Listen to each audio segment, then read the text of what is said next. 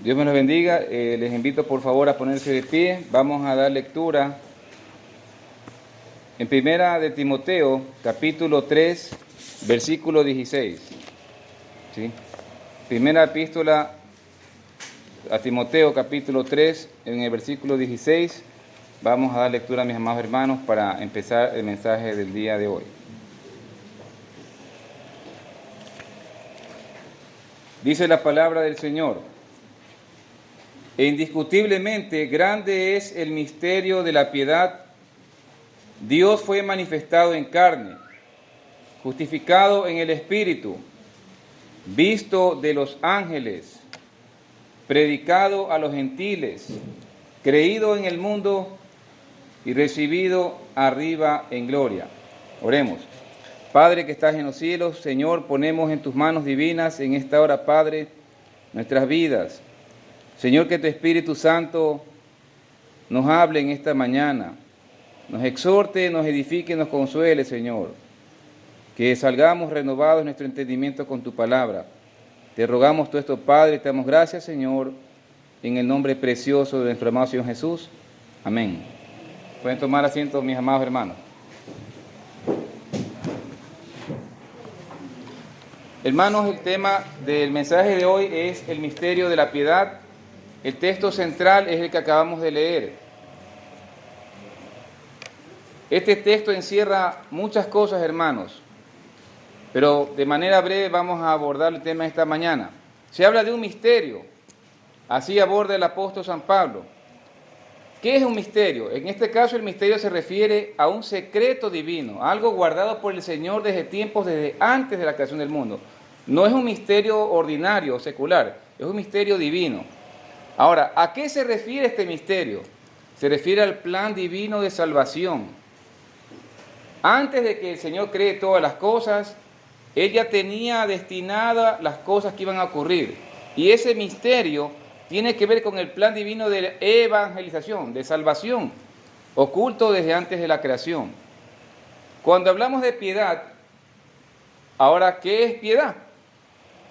Hemos buscado en algunos diccionarios y hablan bíblicos, dicen que tiene que ver con lo esencial, con la parte sustancial de la verdad revelada, que está inherente desde la encarnación de Jesucristo hasta que Él ascendió a los cielos. Todo eso tiene que ver con el misterio de la piedad.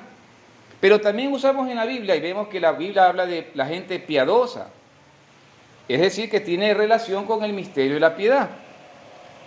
¿En qué se caracteriza una persona piadosa de acuerdo con las Sagradas Escrituras? Bueno, dice que en esta persona el ánimo en su alma está a una disposición tan alta de siempre estar sujeto a Dios, en darle lo primero al Señor, la supremacía al Señor.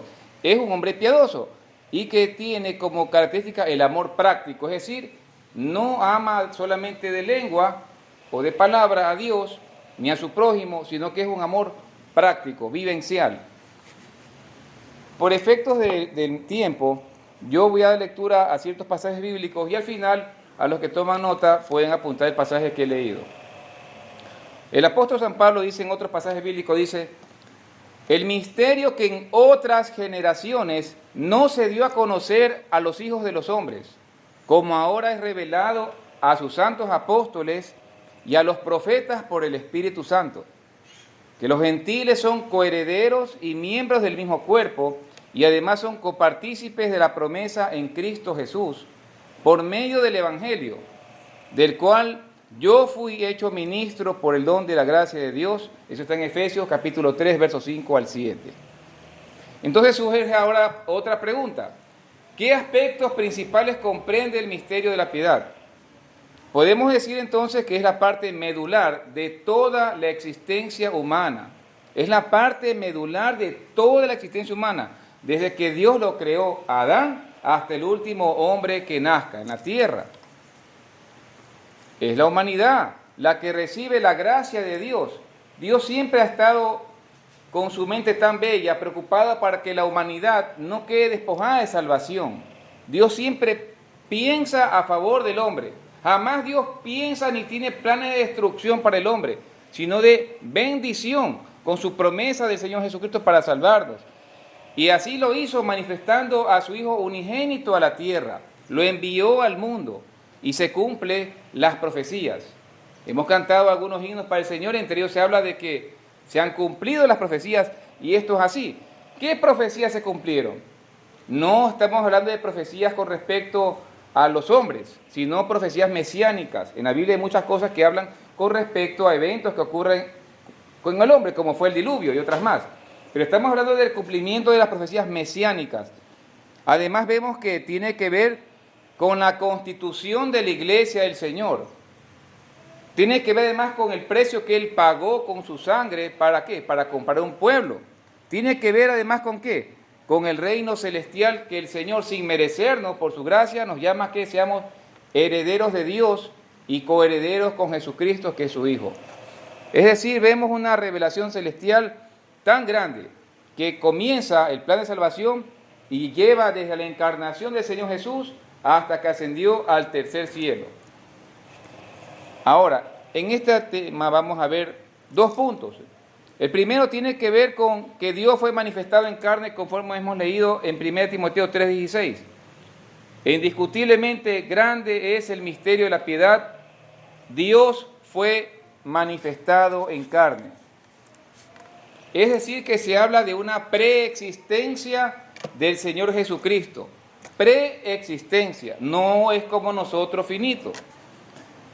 Sabemos, amados hermanos, que hay muchas religiones y sectas que niegan la deidad del Señor Jesucristo. Y nosotros tenemos que presentar defensa del Evangelio. Nosotros no nos podemos quedar callados, ¿sí? Sino que como hijos de Dios tenemos que dar a conocer la luz que está en nosotros. La palabra del Señor dice que una lámpara no se pone debajo, sino que se pone en lo más alto para alumbrar a los demás. Nosotros no podemos tener nuestra lámpara ni apagada, ni menos escondida. Dice la palabra del Señor, un niño nos es nacido, hijo nos es dado, y el principado está sobre su hombro, y se llamará su nombre admirable, consejero, Dios fuerte y Padre eterno, príncipe de paz. Padre eterno es llamado el Señor Jesucristo, y no puede haber un Padre eterno, como dicen los hermanos, si no hay un Hijo eterno. Entonces quiere decir que Jesucristo es además Dios infinito. Eso está en Isaías 9, 6 al 7. En el Evangelio de San Juan encontramos, ¿qué dice el apóstol San Juan? A lo que arranca el capítulo. En el principio era el verbo, dice, y el verbo era Dios, y el verbo estaba con Dios, ¿no es verdad? Pero ¿qué pasa en ciertas Biblias que no son Biblias? Yo no las llamo Biblias, yo las llamo copias de la Biblia adulteradas. No son Biblias las que usan los testigos del Señor, que ese nombre les queda, por cierto, muy grande. No son testigos del Señor en realidad, sino todo lo opuesto. Ellos ponen la palabra Dios con minúscula. Y hay muchas versiones bíblicas que alteran la deidad del Señor. Por eso no podemos usar cualquier Biblia para estudiar la palabra del Señor. Una de las versiones que nosotros más usamos, obviamente, es la Reina Valera de 1960. Pero dejando eso por un lado, vemos que el Señor Jesucristo, en primer lugar, no ha sido creado, no es un profeta, no es un arcángel tampoco, ¿sí? Y tampoco es un Dios con minúscula, mucho menos eso. Y tampoco no es que está por nacer, como algunos lastimosamente piensan y están esperando lo que nazca. Él ya nació, ya murió y ya resucitó también. Es decir, que Jesucristo es el infinito Dios hombre, el único que nos puede salvar y el juez supremo de toda la humanidad. Amén. En el libro de Hebreos hay un pasaje muy importante, ¿sí? Que sí me gustaría que lo leamos rapidito. Hebreos capítulo 1. Vamos a leer desde el versículo 5 al 13. Hebreos capítulo 1, versículo 5 al 13. Dice, porque a cuál de los ángeles dijo Dios jamás, mi hijo eres tú, yo te he engendrado hoy, y otra vez yo seré el padre, y él me será a mí hijo. Y otra vez cuando introduce al primogénito en el mundo y dice, adórenle todos los ángeles de Dios, ciertamente de los ángeles dice, el que hace a sus ángeles espíritus, y a sus ministros llamas de fuego. Mas del Hijo dice, tu trono, oh Dios, por el siglo del siglo, cetro de equidad es el cetro de tu reino. Has amado la justicia, aborrecido la maldad, por lo cual te ungió el Dios tuyo con óleo de alegría más que a tus compañeros. Podemos leer después en sus casas los siguientes versículos, amados hermanos. Pero ¿qué es lo que queremos resaltar? Sabemos bien que de acuerdo a los evangelios, cuando el Señor Jesucristo estuvo en la tierra, Él adoraba al Padre. Pero ahora vemos también que el Padre adora al Hijo y que los mismos ángeles reciben la orden del Padre que adoren al Señor Jesucristo.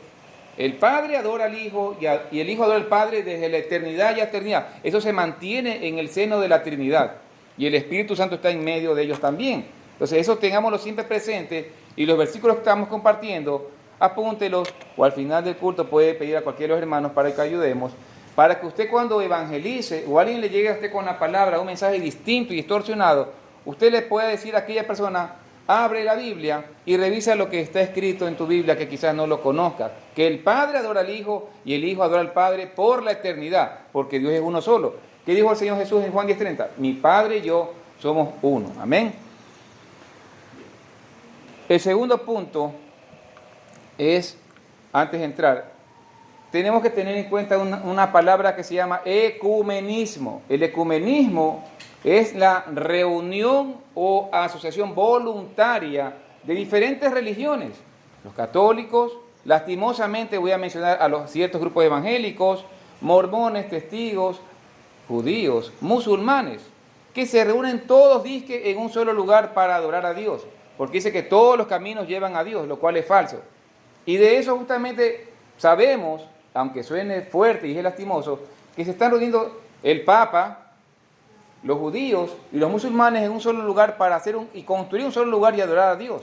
Eso es ecumenismo y eso es una herejía. Nosotros no tenemos cómo de ninguna forma aceptar eso, ni menos comulgar con ellos. El segundo punto del mensaje, mis amados hermanos, es que Dios fue predicado a los gentiles. En 1 Timoteo 3:16 dice claramente, como hemos leído en su momento, que fue, por favor si me acompañan para leerlo completo con ustedes, 1 Timoteo capítulo 3, verso 16 dice: indiscutiblemente grande es el misterio de la piedad, y adelante dice, predicado a los gentiles. El Señor no hace discriminación de personas como nosotros lo sabemos hacer. No importa de qué raza seamos, ni la edad que tengamos, o el sexo, o el dinero que tengamos, ni la situación geográfica en la que estemos. El Señor no jamás hace ni hará discriminación de personas. Él quiere que todos los hombres seamos salvos. Dios quiere que todos procedamos al arrepentimiento. Y la predicación justamente del Evangelio de salvación empezó justamente Jesucristo a hacerla. Dios siempre va a pedirnos algo que Él primero hace. Jamás Dios va a decirle algo al hombre que Él no lo haya hecho. El Señor siempre hace las cosas primero. Cuando el Señor nos dice que debemos amar a los demás, Él lo hizo primero. Él nos amó a nosotros. ¿Cómo lo hizo? Enviando a su único Hijo. Entonces luego, si Él me dice que me ama y que yo debo amar a los demás, entonces el Señor, ¿qué nos está dando? En primer lugar, el ejemplo. Si el Señor dice, creído en el mundo, predicado a los gentiles, ¿qué hizo el Señor Jesucristo? Fue primero que se despojó de todo y vino a predicar, ¿a quién? A nosotros, a todo el mundo. Por favor, acompáñenme en Marcos 1, 14 y 15, de manera breve, este pasaje. San Marcos capítulo 1, versículo 14 y 15 dice: después que Juan fue encarcelado, el Señor Jesús vino a Galilea, predicando el evangelio del reino de Dios y diciendo: el tiempo se ha acercado, el tiempo se ha cumplido, el reino de Dios se ha acercado, arrepentíos y creed en el evangelio. Fíjense, amados hermanos, lo que el Señor está diciendo. El tiempo se cumplió. El misterio ha sido revelado. Yo he venido acá a ustedes y les estoy predicando personalmente mi palabra, mi evangelio, para salvarlos a todos. Tienen que arrepentirse. Está la orden divina, la disposición del corazón y el Espíritu Santo actuando en el mundo. ¿Qué más dice la palabra del Señor? Dice también en Lucas 4, pero para yo valerlo rapidito, es necesario que también anuncie el Evangelio en otras ciudades, porque para esto he sido enviado. Solo he tomado 2 versículos como referencia, habiendo muchos más, hermanos. ¿Qué es lo que el Señor Jesús le dijo a sus apóstoles? Para esto he venido, para esto he sido enviado. ¿Qué dijo Pablo? Ay de mí si no predico el Evangelio. Pero no todo queda allí, mis amados hermanos. Vamos por favor a San Juan capítulo 17. Vamos a leer San Juan capítulo 17 del versículo 18 al 21. San Juan 17, 18 al 21. Muchos hermanos los llaman uno de los capítulos de oro. Y los invito, mis amados, a que los leamos en sus casas. Dice la palabra del Señor: como tú me enviaste al mundo, así yo los he enviado al mundo. Y por ellos yo me santifico a mí mismo, para que también ellos sean santificados en la verdad. Mas no ruego, aquí comienza, y por favor atención, mas no ruego solamente por esto, dice el Señor Jesucristo, sino también por los que han de creer en mí por la palabra de ellos, para que todos sean uno, como tú, Padre, en mí, y yo en ti, que también ellos sean uno en nosotros, para que el mundo crea que tú me enviaste. Hermano, esa palabra debe retumbar en nuestros oídos. ¿Qué dice en 1 Timoteo 3:16? Creído en el mundo. El Señor Jesucristo hizo esa oración para que ellos crean por la palabra de ellos, crean en mí. Y dice luego el apóstol San Pablo, que ni siquiera en esa época sabía nada de Cristo, dice ahora: predicado a los gentiles y creído en el mundo. Es decir, mis amados hermanos, que nosotros realmente vemos cómo el Señor ha operado su ministerio, cómo el misterio de la piedad, ese secreto guardado, ha sido revelado. Ya no tenemos esa ignorancia, ese velo que nos impedía conocer las Escrituras. Leíamos la Escritura y no sabíamos qué decía, porque el Espíritu Santo no estaba en nosotros. Teníamos la Biblia y la teníamos simplemente ahí, quizás leíamos de cuando en cuando de manera religiosa, pero ahora conocemos las cosas y no somos inocentes. Mientras más conozcamos la palabra, más responsabilidad tenemos. Y no por ello puedo decir: no, es que no me quiero comprometer porque le tengo miedo al Señor, y está bien que le tengamos miedo, entonces no voy a leer tanto. Porque mientras más conozco, entonces más responsabilidad yo tengo. No, hermano, es un mandato divino que tenemos que leer, estudiar y meditar en la palabra del Señor. ¿Usted acaso recuerda quién le predicó el Evangelio por primera vez? Hubo un hombre, una mujer, un niño o un joven quizá, que se acercó, usado por el Señor, un familiar o conocido, quizás un extraño, y le predicó a usted la palabra, me predicó a mí. Y además de ser un grato recuerdo, un bello momento, es lo que el Señor quiere que nosotros hagamos en nuestra práctica diaria. El Evangelio lo predicamos de 2 maneras. La parte vivencial, cómo yo vivo, qué es lo que hago. Las cosas que hacemos nos definen, no lo que querramos o pensemos hacer. Todo lo que hagamos nos define. Y a Dios lo define perfectamente todos sus atributos y la práctica que Él ha hecho con nosotros cada día. Ahora surgen en nosotros muchas cosas. La otra parte, ¿cómo evangelizo? También con la palabra del Señor. Porque no me basta decir: bueno, yo tengo buen testimonio, por la misericordia del Señor, no hago esto, no hago lo otro. Sí, pero ¿y la otra parte? La de predicar, la de publicar, ¿dónde queda? Es decir, no podemos funcionar a media llave. Dios quiere todo, no quiere partes de nosotros, ni mucho menos las migajas. Nosotros como cristianos, recordemos que no es un eslogan. No es un eslogan, hermanos, ser cristianos. Es una gran, no por la película de Spider-Man, por si acaso, eso déjalo a un lado. Es una gran responsabilidad. ¿Ya? Es una gran responsabilidad. Y además de una gran responsabilidad, en verdad, hermanos, tenemos nosotros que considerar algunas cosas. 3 cosas voy a mencionar nada más. En primer lugar es la pertenencia. Cuando usted está en Cristo, usted está identificado quién es usted. Como está en Efesios capítulo 1 diciéndolo. Usted sabe quién es ahora. Ahora soy de Cristo, ahora estoy sentado en lugares celestiales, ahora he sido lavado por la sangre de Cristo y muchas cosas más. Si usted no tiene esa identidad, hermano, entonces permítame decirle que usted debe buscar mucho del Señor y realmente entregarse al Señor. Porque si usted no tiene esa identidad en Cristo, si el Espíritu Santo a usted no le ha dado esa convicción, como está en capítulo 8 de Romanos, de que usted es un hijo de Dios, hermano, entonces quizás usted no es hermano. Quizás usted sea un oyente, pero eso es muy personal. Es muy personal. Ahora, si usted ha fracasado, si usted ha pecado, que nadie es santo sino solo el Señor, no significa que por eso usted ha perdido la salvación. Si usted ya es salvo, lo que tiene que hacer es ponerse a cuentas con el Señor, porque Satanás es experto para lanzarle dardo y decirle, tú eres una basura, tú eres esto, tú no puedes predicar. Pero ese no es el punto. El punto es que usted tiene que tener pertenencia en el Señor. Segundo, sometimiento. Si yo no me someto a la palabra del Señor, es porque no tengo pertenencia.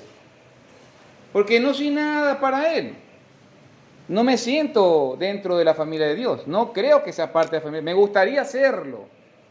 Si usted tiene ese pensar o ese sentir, entonces tiene que examinarse. Lo segundo, si usted pertenece al Señor y usted se somete al Señor, entonces, ¿qué queremos hacer nosotros? ¿Qué tenemos que hacer? Imitar al Señor, obedecer. 3 cosas importantes. Pertenencia, porque me identifico con el Señor. Segundo, sometimiento. Y si yo me someto, entonces voy a obedecerle al Señor.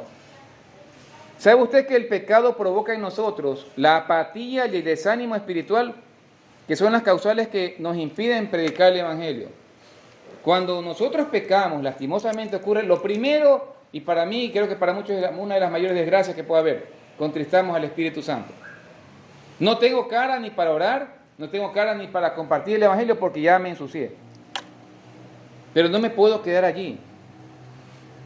Vimos la semana pasada que nuestro hermano predicó que Jesucristo es el sumo sacerdote, que siempre intercede por nosotros. Entonces podemos recurrir a su sangre divina, confesando nuestros pecados, y nos va a lavar y nos va a levantar. No nos podemos quedar ahí postrados. En este tiempo de reflexión, yo voy a leer algunas preguntas. No me las responda a mí porque soy humano igual que usted, igual que pecador. Solamente voy a leer las preguntas, piénselas y respóndela al Señor en su corazón y medite. ¿Ha cumplido fielmente su ministerio dentro de la iglesia o simplemente lo ha hecho porque no le queda otra?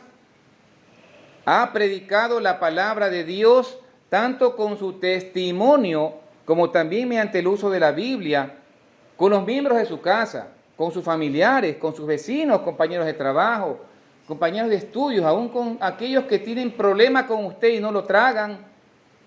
¿Ha hecho esto? ¿Ha permanecido estancado sin leer la Biblia en todo el año?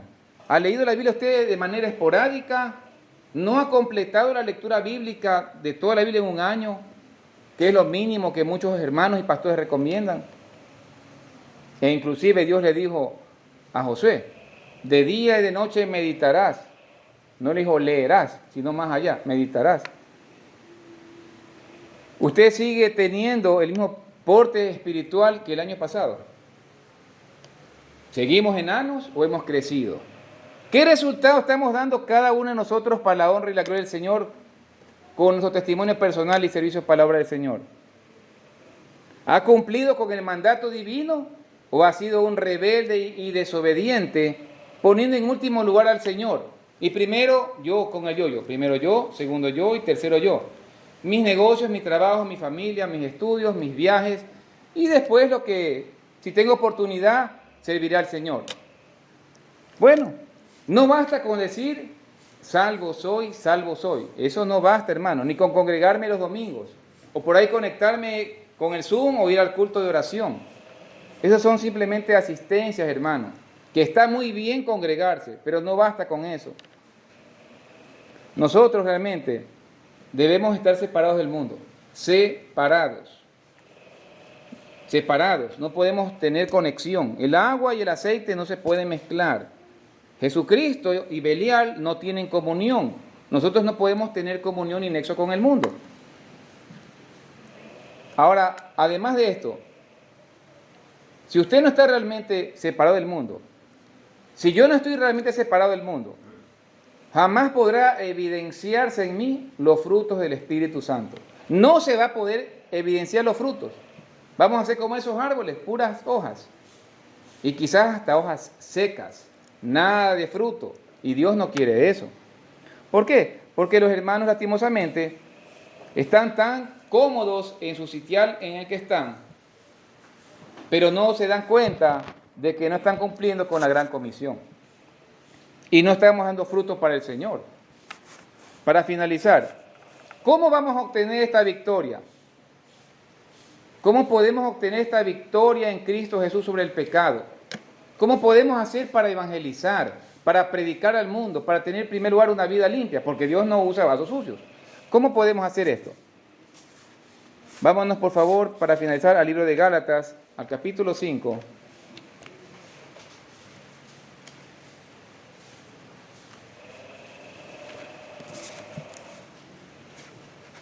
Versículo 1, la primera parte dice: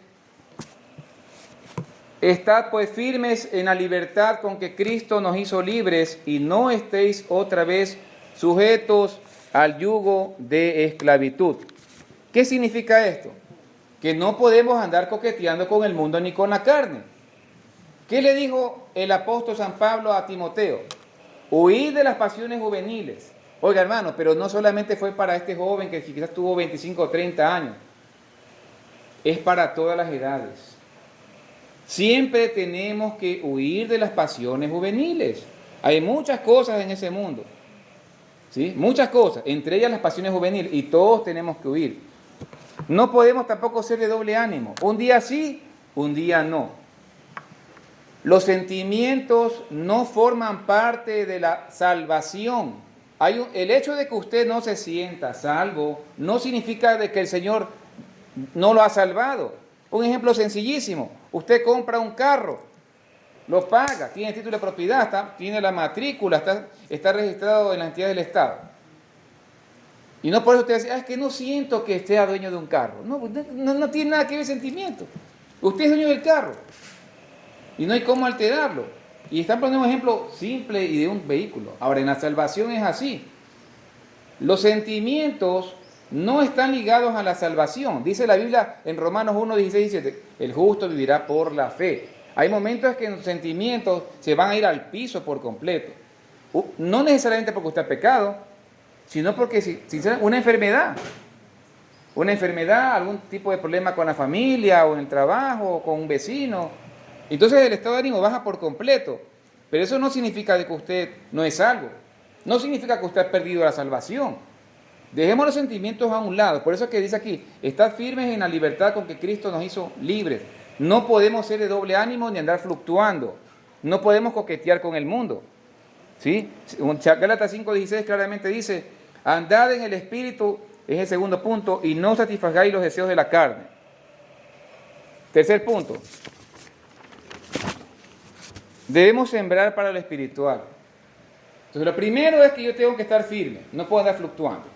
Tengo que mantenerme ahí firme como un soldado, como dice en el refrán, ahí al pie del cañón. No importa lo que venga, no importa las circunstancias, no importa. ¿Qué dijo Romanos 8? Ni lo alto, ni lo profundo, ni la muerte, nada nos puede separar del amor del Señor. Tercer punto: sembrando para lo espiritual, como está en Gálatas 6:8, dice: el que siembra para su carne segará corrupción, el que siembra para el espíritu, del espíritu segará vida eterna. Y fíjense que está con mayúsculas. No habla del simple espíritu que es aliento humano, sino que sembremos para el Señor. El cuarto punto: haciendo el bien a todos. A todos. Gálatas 6:9 al 10 dice: no nos cansemos pues de hacer el bien. A su tiempo vamos a cegar, si no desmayamos. Así que según tengamos oportunidad, hagamos bien a todos y mayormente a los de la familia de la fe. Tenemos que hacer el bien. Eso es el amor práctico, el amor piadoso, el que hablamos al inicio, que nos mueve a hacer eso. Y el quinto punto es hacernos todos los días, cada uno, en la intimidad con el Señor, un examen espiritual. Eso está, podemos leer en Gálatas 6, del 3 al 5, dice la palabra del Señor, y aquí, dice aquí: el que se cree ser algo, no siendo nada, a sí mismo se engaña. Así que cada uno someta a prueba su propia obra, y entonces tendrá motivo de gloriarse solo respecto de sí mismo y no con otro, porque cada uno llevará su propia carga. Entonces, si cada uno de nosotros va a una balanza espiritual. Seguimos hablando de que esto es personal. Cada uno se evalúa, nos evaluamos. ¿Cómo estamos delante del Señor? ¿Estamos bien en nuestro peso? ¿Estamos faltos en nuestro peso? ¿Estamos raquíticos? ¿Cómo estamos delante del Señor? ¿Qué dijo el salmista David en el Salmo 89, 108.1? Mi corazón está dispuesto, oh Señor.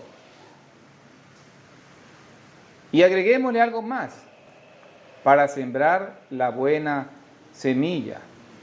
Amado hermano, ¿usted es feliz actualmente? ¿Usted tiene ese gozo de la salvación? ¿Usted tiene esa paz continua en su alma? ¿Tiene una real comunión con el Señor de manera diaria? ¿Está operando en usted el poder transformador de la palabra de Dios?